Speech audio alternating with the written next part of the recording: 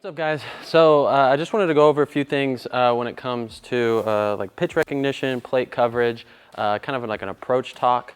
We do a lot of movement stuff, but how you move also can determine what your approach is that given day, through that season, a lot of things like that. And so something to recognize as a hitter is based on the movements or how you're setting up in the box, a lot of these different things can actually dictate where you should probably set your approach. What parts of the zone, what parts of the plate that you're covering better than others. And, as you start to get in season and building an approach around that. And so something I wanted to talk about is something I used in college myself was these balls across the front of the plate. So we put 8 balls across the plate. We got 1, 2, 3, 4, 5, 6, 7, 8. And so the 1 and the 8 are slightly off the plate, or like 1 ball off the plate. So the 1 and the 8 are borderline strikes, and then you got 2 through 7 cover the plate.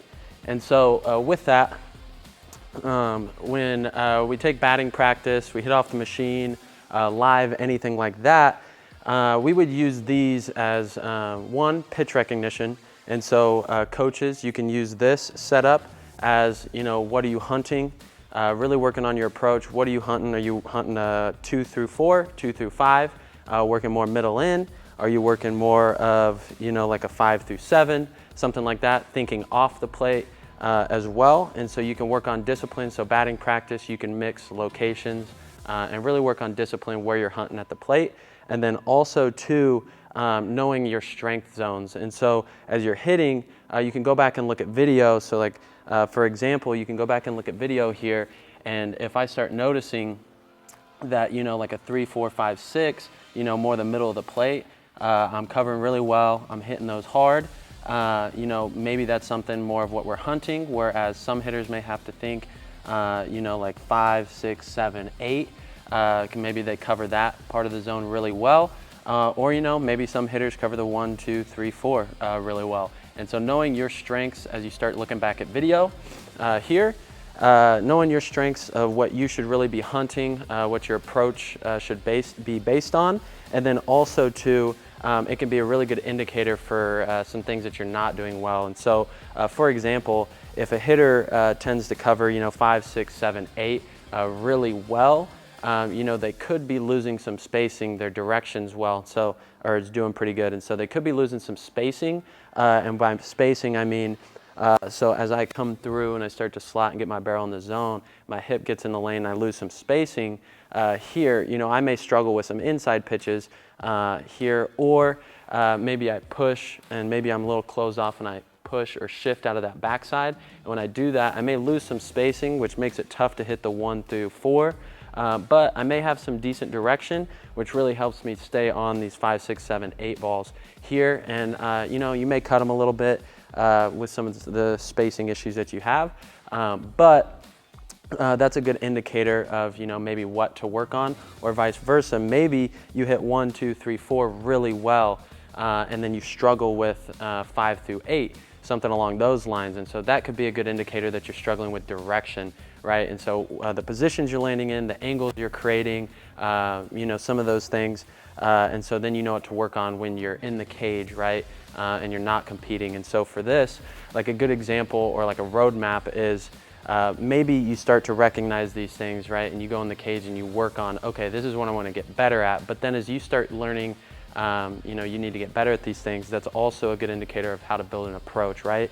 And so if you're trying to get better at these things in the cage, but then during batting practice or more of a competitive live situation off machine, you're trying to pick up the speed, more of a live game situation, maybe you don't build your approach off of what you're struggling with, but what you're good at. And so I may go in the cage and do drills and have a focus on 1 through 4, but 5 through 8, that's what I really do well. And so then when I get into BP, I get in a live machine, that's what I put my focus on in those situations, because that's what my strengths are, and building an approach around that.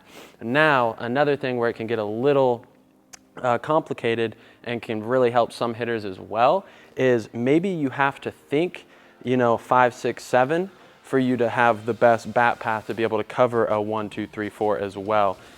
You know, if you think a 1 through 4 and that causes you to yank with the back and your first move's out like this, and then you give up some space, give up some direction, and now you're giving up that outside part of the plate, you know, that may be something to think about, is then setting your approach. I'm thinking 5 through 7 here on these pitches, but I'm gonna let myself, you know, react in because that's hitting position here to then cover the biggest part of the zone and the most part of the plate, you know, with my barrel here. And then also something that's, you know, a little bit different.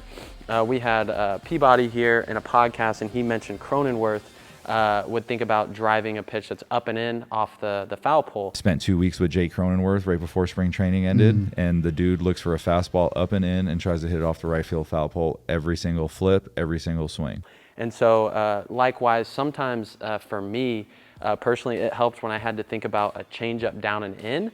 And the reasoning why is that really helped me with my breaks, helped me decel, helped me get the barrel out a little bit rather than over rotating and going with my back. And so sometimes I had to think 3 through 1 changeup, because that really forced me to, one, stay in posture, so I wasn't coming up out of posture, and then like I didn't pull the shoulder, I didn't yank with the back, so I stayed more through the ball, stayed extended, my direction stayed better, and because of that, I was able to cover some of those outside pitches better because my bat path was more flat through the zone and it wasn't so steep in and out and pulling across and cutting those balls. And so I just wanted to talk about this little setup with pitches because it can be really good for a lot of hitters to, one, build an approach, learn their strengths, learn their weaknesses, and then also to start to have you know, a better awareness of what you know, what pitchers are coming in the zone, what they're seeing.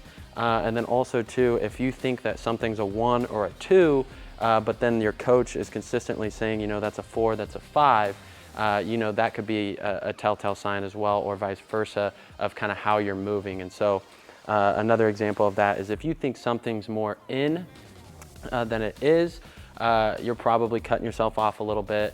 You're probably losing some spacing here, you know, on that inside pitch. And so you think something's a little more in, but then also too, if you think something's really away, but you know, umpires are calling it strikes, your coach is saying it's a 6 or a 7, you're probably yanking with the back, losing some direction, you know, on the opposite side, losing direction, which makes that pitch feel really far away when it's really on the outer third of the plate. And so this is a really valuable tool for a lot of hitters to gain some awareness, learn how they're moving, build an approach, then also to know what to use as a tactic to go into the cage to work on.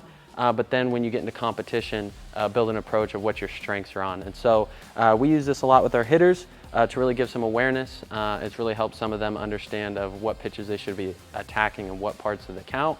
And then also to what pitches they should probably lay off on earlier in the count before they get to 2 strikes.